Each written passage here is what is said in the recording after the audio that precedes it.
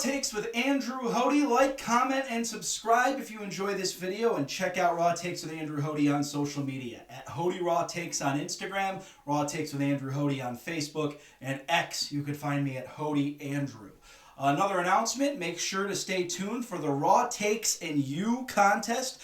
You're going to send me some Raw Takes, and we're going to have some really cool prizes to give away. Announcements on what those prizes are will be announced next week on Raw Takes, so make sure to stay tuned for that. Exactly 1 week from today, which is January 21st, we will have the Raw Takes and You contest announcement, so make sure to stay tuned for that, part of Raw Takes with Andrew Hoty. Welcome to the show, everybody. As I said, like, comment, subscribe. Check the show out on social media, which you can do if you click on some of the links below. But let's get right to the big news of today. The Ohio State Buckeyes are the 2024-25 season champions of college football in Division I. Congratulations to the Buckeyes. OHIO. Indeed so. The Buckeyes had an awesome playoff run. Ryan Day, of course, no doubtably saved his job. You look at Ohio State, since they came back to beat Oregon, you look at the one blemish on their schedule, which was that Michigan game. That one blemish, and we'll talk about that here in a second. But let's just go over Ohio State's win over Notre Dame 34-23. I think Ryan Day clearly outcoached Marcus Freeman. I think you look at the way Ohio State passed the football around, some of the difference makers. I mean, there was some big-time plays from guys like Trevion Henderson, Quinshon Judkins. You look at the defense, how they played in that game. Honestly, it was pretty much over by halftime. It was 21-7, but it was quickly 28-7 as the third quarter got started. And Notre Dame did chisel their way down a little bit. It got to 31-15 and then close enough to 34-23. So an 11-point win for the Ohio State Buckeyes. And what does this say about the Buckeyes this season? They were resilient. They overcame a lot to get to where they are now. They're national champions of the college football world. And next season, they're going to have a lot of these guys back. They're going to have probably another great recruiting class coming in. We know Ryan Day can recruit. I always will give him that. The one flaw that Ryan Day has is that he can't beat the team up north. It's just been a huge problem for Ryan Day.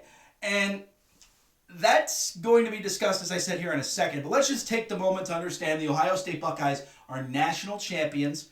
They are the top dog in terms of they were the best football team in the bracket. They plowed through all those other teams, and there was some tough competition. Tennessee was probably the worst opponent they faced, but you look at Oregon, plowed through Oregon.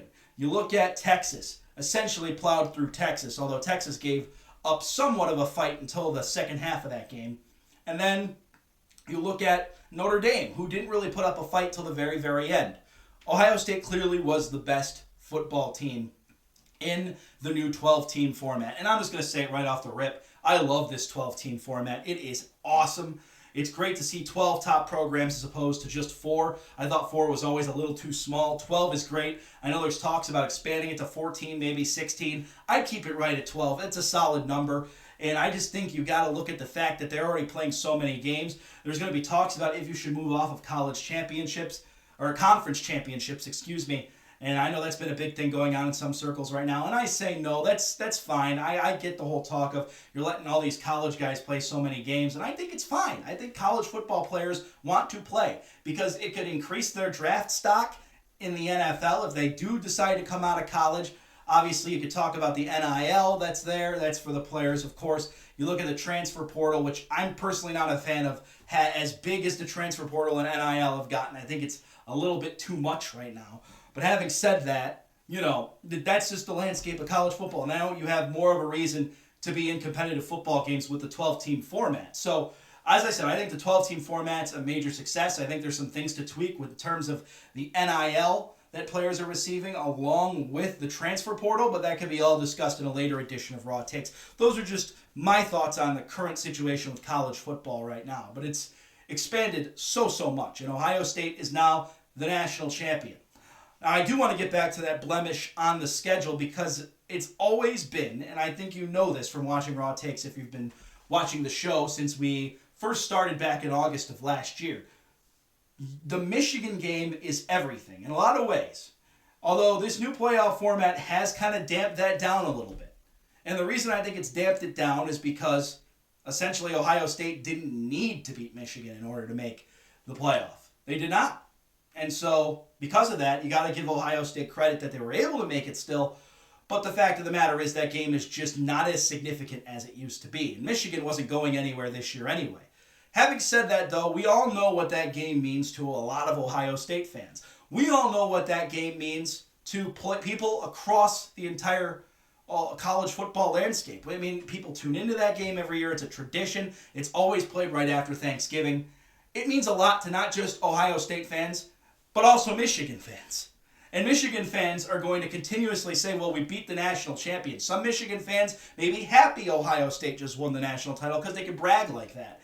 And also they won the title last year, so Michigan fans may not be as worried because they did win the title last year. So to me, that game is now dampered down. And now I'm going to start to ask questions of, because of how dampered down that game is now, should it be moved to an earlier date? Because now if you're Ohio State, you can start to rest players that last week of the season. And if the Michigan game isn't as significant, why not rest your starting players and get them ready for the playoffs? And the same thing goes for Michigan if they have an incredible season. Why not them rest their starters? And that game essentially really means nothing because both Ohio State and Michigan are going to the playoff anyway, possibly could meet in the playoff if the bracket all shapes up in their favor.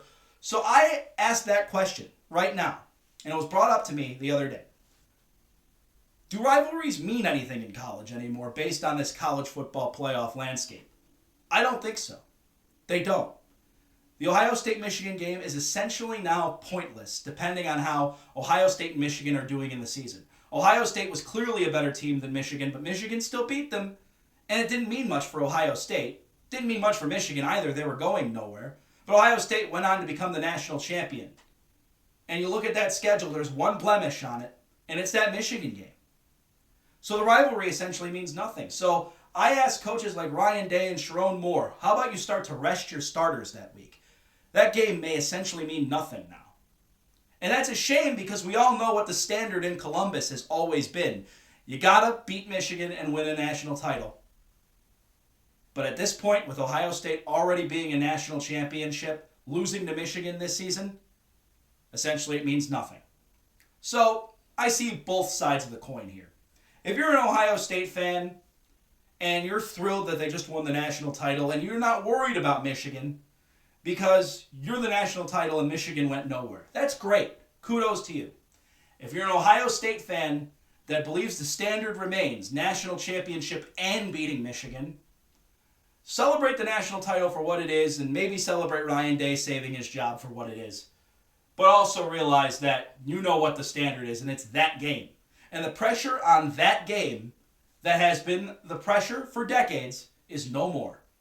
That game is now essentially pointless. And you can move it up to earlier in the season, and maybe it'll mean more then. Honestly, I am at a point where I prefer it to move up earlier in the season based on the way college football is right now. I would be totally fine if they decide to move that Michigan game to earlier in the year for the Buckeyes, if it's week 5 or 6, because then it will mean more. It doesn't mean much being the last week of the season anymore. And I don't want it to move up. Let me emphasize that. I don't want it to move up overall because I love the tradition. But having said that, in order to make that game mean more, I think you have to move it up. Because we're going to get to a point where college coaches may say, and that doesn't necessarily include Ryan Day and Sharon Moore. I think they're going to be the program coaches of these two programs for a very long time. But having said that, I think it needs to be considered now to move that game up and make it mean more. Because essentially, as it is right now, it means nothing. If both those teams are 11-0 going into that game, they're both going to the playoff. So it doesn't matter. The Ohio State-Michigan rivalry, as we know it, isn't dead, but it's not nearly what it used to be, and it's honestly a damn shame for college football as a whole. And that also goes for other programs. Does the Alabama-Auburn game mean anything anymore? I don't think so. I really don't. Does the Oregon-Washington game mean anything anymore? Did a few years ago when there was 4 teams, means nothing now. Means absolutely nothing. College rivalries don't mean much anymore because of this new landscape. I don't necessarily love that about college football. I think it's going to be really, really important for these teams to want to beat their rivals, and I think the only way to make it more motivating is to move those games up in the season. But I do love the tradition of them, and that's why it's hard for me to let that go. It really, really is. But I want to know your thoughts on this subject. So please comment on this video, wherever you're watching it, YouTube, Facebook, or wherever you see this link, or one of these reels, because you know there's going to be a few reels here. I want to hear your thoughts on this. Do college rivalries mean the same? Because I'm not sure they do, and ever will again. But congratulations to the Ohio State Buckeyes. They're national champions for the first time since 2014. An incredible season. Ryan Day is a national champion now, and he does get my respect for that. Having said that, though, as I mentioned, the college football playoff, college football as we know it, it's all different, it's all changed, and college football rivalries may be affected by it in the long run. Let's move on and talk about the NFL playoffs. The NFL playoffs this weekend were wild. I think a lot of unexpected things happened. I didn't get too many of the scores right that I did predict. I think I got the Houston score somewhat right because I said they'd score 14 points. But that was thanks to a safety at the end of the game. We'll start off with that Kansas City-Houston game. That was by far the worst game of the weekend. And I think it was clearly blatant what we saw. We saw some bogus calls from the officials. And I am not a believer in officials rigging games. I never have been. Or not necessarily rigging games, but costing teams games. I've always been a thinker of, hey, if you're the opposing team, you need to overcome bad officiating. I've always believed that. My thought changed on that on Saturday. And I'm not saying that Kansas City didn't deserve to win. I'm not saying that Kansas City shouldn't have won. But the Houston Texans were in that game essentially the whole time. And there was about 3 or 4 or 5 blatantly bull crud calls that were absolutely ridiculous. And you can't not just point it out. I mean, even Troy Aikman pointed them out on the broadcast. He pointed out some of these bogus calls we saw in that game on Saturday between Kansas City and Houston. Blatant. It's unfair to the viewers. It's unfair to Chiefs fans, ultimately. It's unfair to Texans fans, clearly. It's unfair to the casual NFL watcher. And I'm not going to take away Patrick Mahomes' greatness. I'm not going to take away what the Kansas City Chiefs have done over the course of since they hired Andy Reid, essentially, because that's essentially why they're here today. But please, don't give me this excuse that sometimes, you got to overcome bad officiating in this particular game. Because typically I'm like that. A few years back, when the Rams had gotten away with that one pass interference call, I believe it was the 2018-19 season, against New Orleans, I thought the Saints should have been able to overcome that bad officiating. The Texans in this situation, I don't know if they were going to be able to get over that bad officiating because it was so bad. Everyone across the country knows how bad it was. I think Kansas City Chiefs fans know how bad it was. And I think a lot of NFL fans have come together and essentially have called out the officiating in that game. That was awful. That was the worst officiating I've ever seen ever. And as I said, I tend not to be on the side of blaming the officials for games. And I'm not saying Houston would have won if officiating didn't help the Kansas City Chiefs. But I'm just going to say it blatantly. Officiating significantly helped the Kansas City Chiefs win that game. Significantly. It doesn't mean they wouldn't have won without it, but it significantly helped them.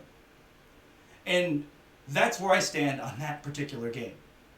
Is it possible the NFL has an agenda to get the Kansas City Chiefs to win their 3rd straight Super Bowl? It's possible. I'm not going to doubt it. I don't like to go down those conspiracy roads, and I don't want to call out the NFL as a whole for some of the officiating, but it's possible. We all know they have a pop star who is one of the most famous individuals in the world who happens to be dating one of their superstar players. That could be a big deal to the NFL. They may want that in the Super Bowl. They may want them to be champions again to make it a headline story. And yes, that doesn't mean it's not an excuse for the other NFL teams to beat the Kansas City Chiefs. But having said that, taking that all aside, officiating clearly was on the Kansas City Chiefs side. That doesn't mean they rigged the game for the Chiefs. That just means they helped the Chiefs a little bit. And it was blatant and obvious. So as I said, I'm not going to blame the officials for the outcome, but I'm going to blame them for the benefit that Kansas City had winning that game. And that's my thoughts on that Kansas City-Houston game. The Texans, I think, actually put on an incredible performance throughout the playoffs. Obviously not as much in Game 2 as in Game 1. But I did not pick them to beat the LA Chargers. The Chargers were a shell of themselves, and they clearly are going to have a long offseason and a lot of adjustments to make. As for the Houston Texans, I thought they were in the middle of a late season collapse, and they were able to somewhat overcome that in the postseason. So I give them a ton of props. I think DeMeco Ryans is a great young head coach. I think C.J. Stroud is a great young quarterback. Clearly, Jaden Daniels, I think, outshined C.J. Stroud's rookie season. But C.J. Stroud is definitely going to be a force to be reckoned with for years to come. And I'm excited to see that out of the Houston Texans.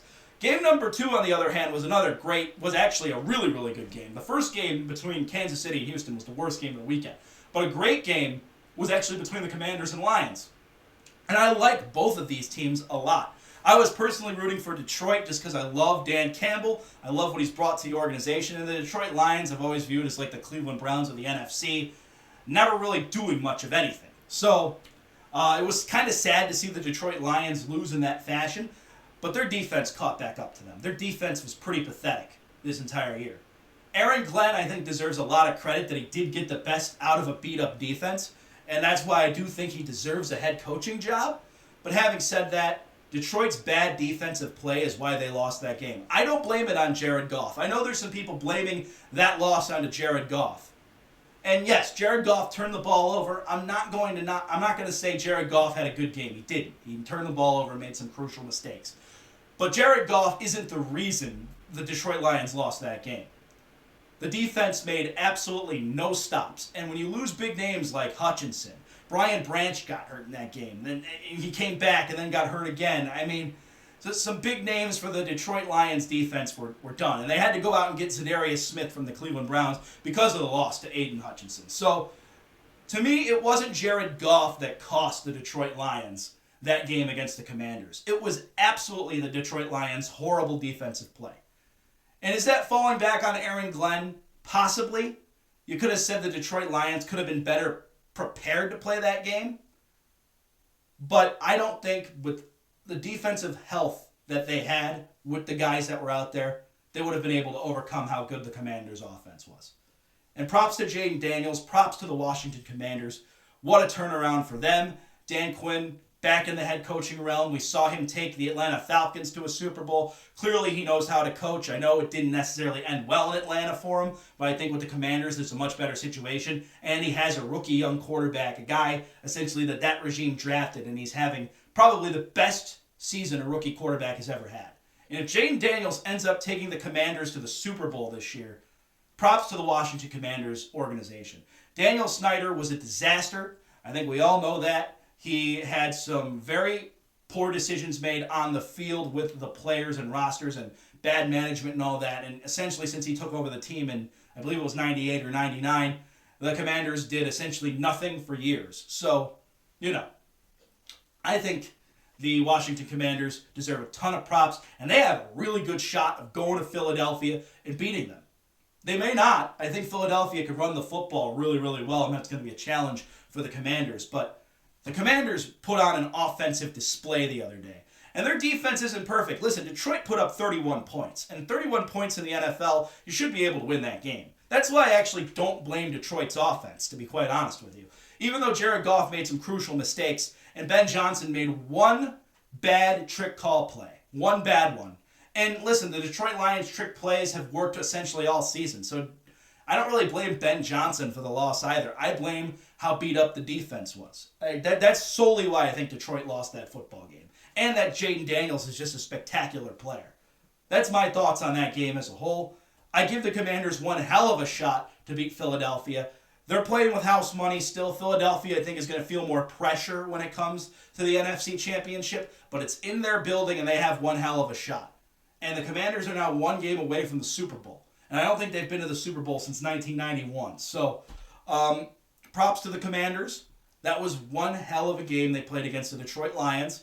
The Detroit Lions, heading into the offseason, I know they're about to lose Ben Johnson. Well, actually, they already did. I'm going to talk about that in a little bit. They lost Ben Johnson to the Chicago Bears. And Aaron Glenn likely going to be a head coach. I heard that he might be joining the Jets. It's still to be determined. That's going to be a big loss for them too, but I still think they're going to find some good defensive and offensive coordinators. Their defense is going to get healthy next year. Aiden Hutchinson will be back. And I think you look at Detroit's offense, despite losing a great offensive coordinator, Jared Goff's not going anywhere. Jahmyr Gibbs isn't going anywhere. Amon-Ra St. Brown isn't going anywhere. Sam Laporta's not going anywhere. You have a really good offense still, and a great offensive line. Penei Sewell is not going anywhere. You have some really good players on that Detroit Lions offense and defense that are either going to be coming back or staying with the roster for another few seasons that are locked in. Coming back from injury, of course. That's what I meant by that. So coming back from injury, of course. So you're going to have a healthier Detroit Lion defense, and you're going to have a lot of the same guys on offense next year. And you look at that division, even though Ben Johnson just got hired by the Chicago Bears, I still don't believe in Chicago that much. I don't think Caleb Williams is going to pan out to be a great quarterback. And I also don't believe in where Minnesota is going to be next year because I think they're going to go the J.J. McCarthy route, which is the right route. But having said that, he's probably essentially going to be playing like a rookie quarterback next year since he was hurt all this year. So I think the only threat to Detroit going into 2025 is Green Bay. So we'll see how the 2025 season pans out for them once we cross that bridge. But the Detroit Lions, a sad end to what was a terrific season for them. But I don't think Detroit Lion fans should be panicking. I think it's going to be sad that they're losing some coordinators. And what I do kind of put on the coordinators and why they lost that game against the Commanders is Ben Johnson was interviewing for some jobs and so was Aaron Glenn. I don't think in the NFL you should be allowed to interview for head coaching opportunities until after the Super Bowl. I think that's absolutely absurd, if you want my opinion on it. Let these guys focus in on games that could be your season. It's stupid, it's absurd, and ridiculous that guys like Ben Johnson and Aaron Glenn were interviewing for coaching jobs while they were preparing for a playoff game. Because their mindset may be elsewhere. Not what Detroit's going to do, but what Chicago is going to do in hiring either me or what the New York Jets are going to do in hiring either me. Like, I think that's dumb. And that's on the NFL to fix. Will they? I don't know. I say wait to hire head coaches till after the Super Bowl. And that's for all organizations. All organizations. You could fire them after your season or mid-season, but you can't hire new ones until the Super Bowl is played and you move on. And I think that's plenty of time for organizations to do a thorough search and find the right candidates for those jobs. We'll talk about Ben Johnson going to the Chicago Bears in a little bit. Let's finish up the round of the playoff games here. The Buffalo Bills and the Baltimore Ravens. We'll start there, and I know the Philly-Rams game was earlier on Sunday. But let's start with that game because that was an awesome football game. You look at Josh Allen. He was spectacular. I think he essentially put the Buffalo Bills on his back and made some significant plays. But you also got to look at the Buffalo Bills defense and what they were able to do. They got some crucial turnovers. You look at some of the plays that Von Miller ended up making and the fumbles that Lamar Jackson had. There were some turnovers. I mean, it was an incredible defensive performance by Buffalo and offensive. And give Lamar Jackson a ton of credit, too. That game probably should have been tied and gone to overtime if Mark Andrews would just hold on to that football. So Lamar Jackson gets a lot of credit for that. He had a tremendous football game. Derrick Henry had a tremendous football game. Mark Andrews overall played pretty well until he dropped that pass. So you got to give the Baltimore Ravens credit. They put up one hell of a fight. The Buffalo Bills were just a better team. And I remind people, the Baltimore Ravens destroyed Buffalo in the regular season. At home, of course. And this game was in Buffalo, so it's a little bit of a different environment, and the playoffs are always different. But to me, I think the Baltimore Ravens really gave the Buffalo Bills a run for their money. Obviously, as a Browns fan, I don't root for the Baltimore Ravens. I root for the Buffalo Bills over them anytime, and Buffalo's right up by 90. So, I think Buffalo was clearly the better football team in that game, proved it, and they deserve a ton of props for how they played in that game. And Baltimore, give them some props where it's due as well. Even though they ended up losing, that was a tremendous game. And the Baltimore Ravens, they're going to obviously give the Cleveland Browns some fits for many years to come with how their offense is structured, as well as the Cincinnati Bengals and the Pittsburgh Steelers, and they're definitely going to be a factor in the AFC for many years with how they're playing football right now. Because it's really unreal. And Lamar Jackson, I necessarily wasn't a believer in his whole Michael Vick running style kind of QB at first when he got into the league, and then he ended up winning the division in 19. Then in 2020, I believe Pittsburgh did, but the Ravens were still in the playoffs. And then 21 and 22, Cincinnati kind of took over. And I thought that Lamar Jackson was just going to be injury prone and we were never going to see that MVP-style Lamar Jackson again. And I'm clearly wrong. He's probably a league MVP again. Lamar Jackson is one of the best quarterbacks in the NFL. There's just no doubt about that. And I know his playoff record's 3-5 now. I think he also hasn't been in the playoffs enough to really rack up that win total, and I think it's possible he could. He was very, very young when he lost some of those original playoff games as well, so I don't necessarily know if I count that against the Ravens at this point. But that's where the Baltimore Ravens currently stand. They head to the offseason. I think they don't have too much work to do besides probably upping up that defense a little bit more. And hopefully Mark Andrews practices some great catches this upcoming offseason. So that's my thoughts on that game. Buffalo and Kansas City are going to meet in the AFC Championship. I have a lot of thoughts on that, and we'll talk about them on the next edition of Raw Takes. And same thing with the Eagles game and the Commanders. So I'll give my thoughts on the AFC and NFC Championship on the next edition of the show. Let's get to that Rams-Eagles game. Saquon Barkley was phenomenal. Jalen Hurts did enough to win the game. It wasn't his best game, but it was a pretty good game from him. Matthew Stafford looked really good again for the Rams, but it just wasn't enough. And now there's talks Matthew Stafford possibly could consider retirement. I don't think he will. I think he still has a few more years on his deal, and I think he'll end up playing a few more seasons for the Rams. But having said that, the Rams were pretty tremendous in that game, but the Eagles were just a little bit better.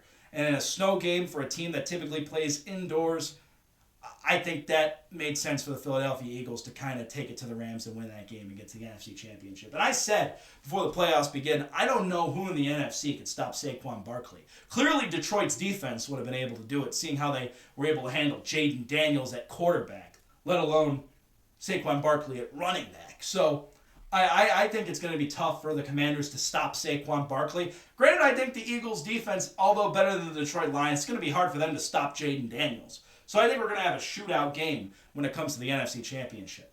But granted to the Rams, they had a pretty darn good season. I give them credit there. They won a playoff game. I think the Rams are going to be in the conversation for the Super Bowl title for the next couple of years, as long as Matthew Stafford does come back and play football. I think San Francisco is kind of in limbo right now. Arizona might improve, to be honest with you. I think Marvin Harrison Jr. is going to be a stud at wide receiver, and Kyler Murray just has to get the ball to him. If Kyler Murray plays average QB. Doesn't mean I believe in Arizona in the long term to win a Super Bowl or anything like that, but I believe Arizona may be an it factor in that division. And credit to Seattle. I mean, Geno Smith just got a double-digit winning season, and even though I thought the Seattle Seahawks had a pretty easy schedule, I think the Seahawks could give anyone a run for their money too. So that's a tough division out in the NFC West. And if Matthew Stafford comes back, I think the Rams are going to be in the title conversation for a little bit longer. But a good season by them. Clearly, they just were no match for the Philadelphia Eagles, and that's why they're now in the offseason as opposed to being in the NFC Championship.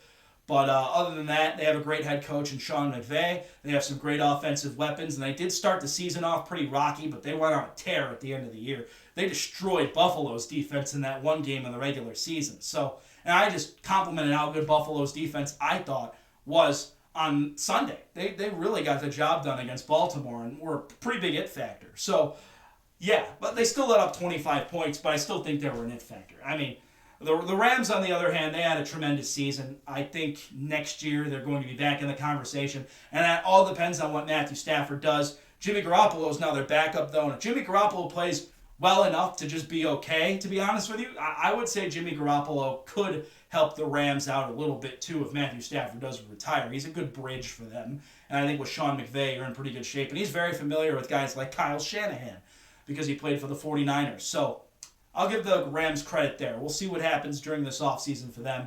But I think they're going to be in the title conversation. And I think they proved it in that game on Sunday. All right, before we move completely off of football, I want to talk about the Ben Johnson hire by the Chicago Bears. I think Ben Johnson is a tremendous hire by them. But do I believe in the Bears still? I still think they're a bad organization, and I don't think that hire is going to mean squat. I really don't. I think Ben Johnson will draw up some creative plays. I think he'll get a good coaching staff in there. But at the end of the day, I just think Caleb Williams is going to end up being the problem. There's just something about Caleb Williams, the style he plays and his personality. I don't know what it is. Something about Caleb Williams I just don't vibe with, and why I don't believe in him. And why, in hindsight, the Chicago Bears should have drafted Jaden Daniels. And now that the Washington Commanders are in the NFC Championship game, that should explain to the Chicago Bears why they should have drafted Jaden Daniels. Or kept Justin Fields. But at this point, definitely should have drafted Jaden Daniels. All right, that's my thoughts on the NFL playoffs. I'll have my thoughts on the AFC and the NFC Championship this upcoming Thursday on Raw Takes. Can't wait to talk about all that with you. Let's wrap things up with the NBA. We'll start things off with my Cleveland Cavaliers. They got a big win over the Phoenix Suns yesterday. And I'm just going to say it off the rip. The Suns are an awful organization right now. I know Robert Sarver had to go. I know he was an awful owner for the Phoenix Suns. But what are the Suns doing? They made some horrible moves with their roster. I don't think Bradley Beal is anything special, despite he being injured and in and out of the lineup. Kevin Durant, as good of a player and legacy as he is, he's doing nothing to help the Phoenix Suns become a championship caliber team. Devin Booker plays absolutely no defense whatsoever. And he plays tremendous offense, I'll give him credit there, but he's no superstar player that I thought he was when he took the Phoenix Suns with Chris Paul to the finals back in 2021. The Phoenix Suns have significantly regressed, and they may not even make the playoffs this year. So, the Phoenix Suns are an atrocity, in my opinion, and I think someone in that organization needs to get fired somewhere. I don't know if it's Mike Budenholzer. I mean, you can only go through so many coaches. Heck, they fired Frank Vogel because last year was a mess. Before that, they fired the guy I thought who did a tremendous job, Monty Williams. I mean, I don't know why they even got rid of him. The Phoenix Suns, I can complain about them for a while. They're not a good organization right now. And I know they changed hands in terms of ownership. They still got a lot of the same players from the 2021 roster. But in a way, it's very different even from then. I mean, you look at the fact that was Chris Paul and DeAndre Ayton and all that back in the day, and now the Phoenix Suns are Kevin Durant and Devin Booker. Something doesn't feel right about the Phoenix Suns, and I don't see them going anywhere. I really don't. So I'll just say that about the Phoenix Suns off the record. I think they're an atrocity. Having said that, when it comes to the Cleveland Cavaliers, a nice solid win, 36-6, best team in the NBA. They're just kind of putting this thing on cruise control at this point, on their way to the playoffs. They play the Rockets twice this week. I'm actually going to the Rockets game they play on Saturday night. Really pumped up for that. The Rockets, to me, they're a really well-coached team, and they don't really have those super-duper star players yet. They have a lot of really good young players. But the Houston Rockets, I mean, Ime Udoka deserves a lot of credit. Probably a Coach of the Year candidate right there. That's going to be a pretty good challenge for the Cleveland Cavaliers. I think the Houston Rockets end up splitting with them, so I see a loss coming up. Whether that game be in Houston or here, I think is going to be up to what the box scores are, of course. But I think Houston's going to take either the game here or the game in Houston. But credit for the Cleveland Cavaliers. That's a little bit of a preview of what they have coming up next. As I said, the win over the Phoenix Suns was easy to me because Kevin Durant, I don't think is the Kevin Durant of old. And I just think the Suns are an atrocity, as I pointed out.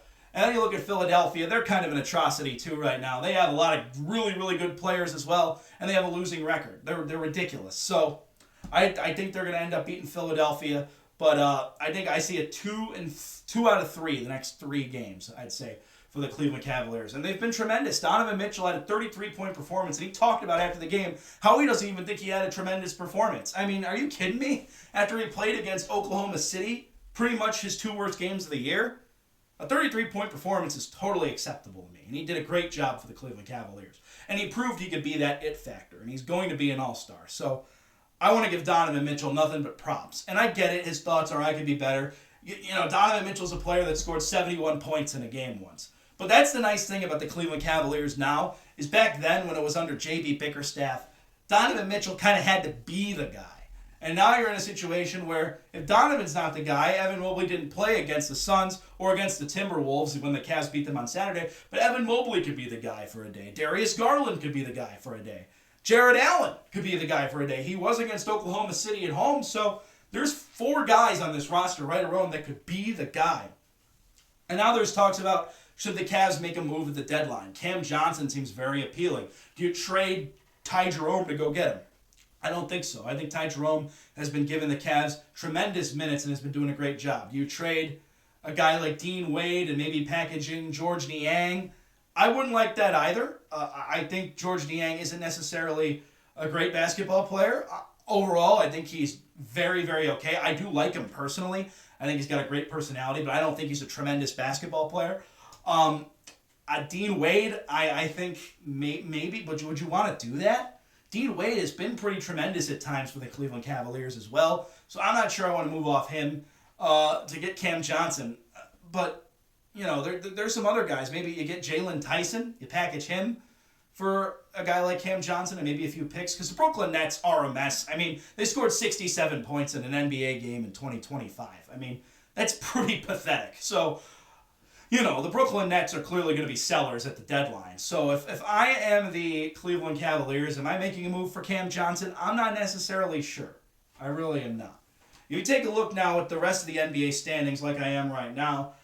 Giving the Memphis Grizzlies a ton of credit as the 3 seed right now. They've been playing exceptional basketball. They came off back-to-back wins over San Antonio the last couple days. They did end up losing to the Rockets. They beat the Timberwolves twice, and looking at the Timberwolves right now, at the 9 seed, they're bubbling around 500. As tremendous of a player as Anthony Edwards is, something about that starting 5 doesn't feel right now. Anthony Edwards is the best of that starting 5, but they need some help somewhere. I think they're a team that may be pushing to make a move at the deadline, but they're kind of out of it right now. I don't know if the Timberwolves even win a playoff series the way things are going. The Denver Nuggets are kind of on the cusp, and we know what they're able to do, but that's been the Nikola Jokic show so far this year.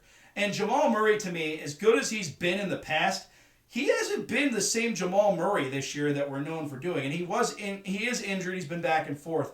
But when you look at the fact that he's only averaging about 20 a game, but having said that, you look at that, it still doesn't feel like the same complementary piece Nikola Jokic may need. He may need another super-duper star on that roster to pair him with Jamal Murray, and that's not to move off Jamal Murray, but to me, Jamal Murray's health has been questionable, and you look at the Denver Nuggets' overall record, they're pretty good. They're very well coached under Michael Malone, and I think they're going to need some additional help as well, so I see them making a move. The Houston Rockets might make a move. As I said, they don't really have a particular super-duper star player. A lot of great young players there. And you have some good veterans there. So you look at them, they're 28-14. They're coming off a loss to the Detroit Pistons before they play the Cavs tomorrow. And heck, give the Pistons credit. They've been bubbling around the playoffs as well. So they're currently in the play-in tournament if the year is going on. So J.B. Bickerstaff is even doing a tremendous job there. And I root for J.B. Bickerstaff. Even though he had to go from the Cleveland Cavaliers, I still actually personally like J.B. Bickerstaff a lot. And I think he's going to help rebuild that culture in Detroit. But having said that, I think when you look at a team like the Houston Rockets, they need another key guy piece as well. You have a veteran there like Fred VanVleet as well, but that team is so young and they're so well coached. I think if they really want to push it over the top and go for a championship, which I don't think the Rockets will do because I think they're just that young.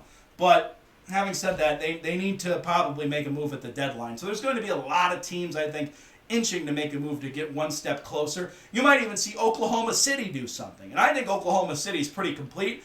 And I think they're waiting on Chet Holmgren to get healthy because Chet Holmgren may put them over the top. We didn't even see Chet Holmgren in a game against the Cleveland Cavaliers. So will he, if the Oklahoma City Thunder and Cleveland Cavaliers were to meet in the finals, would he put them over the top? I'm not so sure the Cavaliers could handle that because of how we saw them play in Oklahoma City. So we'll see if Chet Holmgren's in the lineup by then. And even if the Cavs and Thunder meet in the finals, there's a possibility that may not happen if you look at the Boston Celtics. The New York Knicks are starting to appear to be more of a threat. They're figuring things out with Tom Thibodeau. And you look at the Boston Celtics, they've had a bad stretch, but do we honestly think the Boston Celtics are going to be just some quiet team the rest of the regular season and not make noise in the postseason? I don't think so. They may be relatively quiet the rest of the regular season because we all know the Jets turn on once you're in the postseason, and that's for all these teams. The Cavs have a final shot. The Thunder definitely have a final shot. Right now, if I were to pick the finals today, I would probably say the Boston Celtics and Oklahoma City Thunder. I think the Cleveland Cavaliers get to the conference finals minimum. But to me, I just think Boston, when they turn the Jets on, they're going to be really hard to stop. And they probably have the second best bench in the NBA. But you also look at teams like the Thunder. You look at Shai Gilgeous-Alexander. He's clearly an MVP favorite right now. Probably will win the MVP this year. And he's been, I think, everything Oklahoma City would have never thought and hoped for and more. Like, they really hoped for him to be a really good player. And I think it turned out he was a superstar in the years making. And you look back on that Paul George trade in Oklahoma City right now. It's clearly running away with it as opposed to the LA Clippers. And so, you know, you give the Oklahoma City Thunder credit there. They're a tremendous organization. But, you know, you look at their role-playing players like Lou Dort, obviously Chet Holmgren when he's healthy. There's a lot of work for Oklahoma City to pretty much overcome anybody, I think, in the Western Conference. And so that's why I think it's going to be them in Boston. I just think Boston, to me, I don't think the Jets are on for them right now. I mean, they lost a game to Toronto the other day. But to me, I don't think it matters for them. I think they're just in a mindset of let's just get to the postseason and then we're going to run the table and win another one. And they very well might. I think if they were to play the Cleveland Cavaliers in a 7-game series, it probably ends up going 6 or 7 this time around as opposed to 5 like last year. But there's a lot of work to do if you're the Cleveland Cavaliers right now, because I think Boston's going to present a challenge. I think Oklahoma City, once everybody's healthy for them, they're going to be an even bigger challenge if you get to the finals. The Cleveland Cavaliers right now, they keep on rolling. They keep getting the wins they need to. As I said this week, I think they're going to go 2 for 3 the rest of the way out. But we'll see what takes place. There's some tremendous basketball teams out there right now. And I think there's going to be a lot of teams that make moves. I mean, let's look at this alone. I think the Denver Nuggets are going to make a move. I think the Oklahoma City Thunder might. To just put them over the top a little bit. The Cleveland Cavaliers, the only move I see them making might be for Cam Johnson, but will they? That remains to be seen. We've seen Kobe Altman the last few years. Let's roll the dice with what we have. I don't necessarily think the Cleveland Cavaliers will get a guy at the deadline. I think they may roll with that same thing Kobe Altman's been doing the last couple of years, and it's paid off to a degree. We won a playoff series last year as opposed to just making the playoffs the year before, and before that making the play-in. So maybe you take that strategy and just roll the dice again with what you have now. Will it work or pan out? Who knows? You look at the Boston Celtics. Are they going to make a move? I don't think so. I think the Boston Celtics know what they have and are pretty solid right now. New York Knicks might make a move. It might get to a point where the Knicks want the 2 seed over the 3, and they're competing with Boston for it at the end of the season down to the wire. I can see the New York Knicks making a move. The Milwaukee Bucks, I think, need to make a move. I still think their problem is coaching, so I think the move they need to make isn't getting another player necessarily. It's firing a coach. Will they do it? I don't know. And if Giannis likes Doc Rivers enough, it won't happen. But I don't see the Milwaukee Bucks as a title contender at all. So there's a lot that has to be determined with the NBA right now. That trade deadline is going to be a big thing for all these teams. As I said, Denver, I think, is making a move. Oklahoma City is probably making a move. Houston should make a move. The Rockets, especially playing the way they are right now and as exceptionally coached as they are, they should make a move to try to at least put them over the top, even though I don't see them going all the way to the finals. And the Memphis Grizzlies may even make a move. But I think the Memphis Grizzlies are going to be one of those teams that may roll the dice with what they have because we know how effective John Morant can play as well. So a lot to be seen in the NBA, and I'm excited to see how this all pans out for all these teams so far, and especially the Cleveland Cavaliers. It's been tremendous. But as for now, that's going to do it for Raw Takes with Andrew Hoty. As I said, the Raw Takes and You contest. Announcements on that and what the prizes are and how it works next Tuesday on the show, a week from today, January 28th. Stay locked into Raw Takes with Andrew Hoty. Like, comment, subscribe. Check the show out on social media. Those links are right there below. Check out the show on Instagram, Facebook, and X. I'm Andrew Hoty, though. Those are my Raw Takes. This upcoming Thursday, my predictions on the AFC and NFC championship games, and as well as the NBA and plenty more. We're almost to the beginning season of baseball as well. I'm trying to rally up a bunch of panelists to come on and talk baseball once opening day approaches in March. I'll talk a little bit more about that later on, but as I said, stay locked in for the Raw Takes and You contest and many more. And your comments mean everything, not just your reactions or likes or subscriptions. I want to hear from you because your Raw Takes help make this show Raw Takes and help create my Raw Takes. So send me your Raw Takes. You can agree with me, you can disagree with me. Just give me your thoughts on sports, where you stand, maybe your team, maybe you're a Portland Trailblazers fan and you're pissed off at how bad they are right now, or a Utah Jazz fan and you're the same way. I want to hear from you. I'm Andrew Hoty. Those are my Raw Takes. Have a wonderful day, everybody, and we'll be back for you later this week.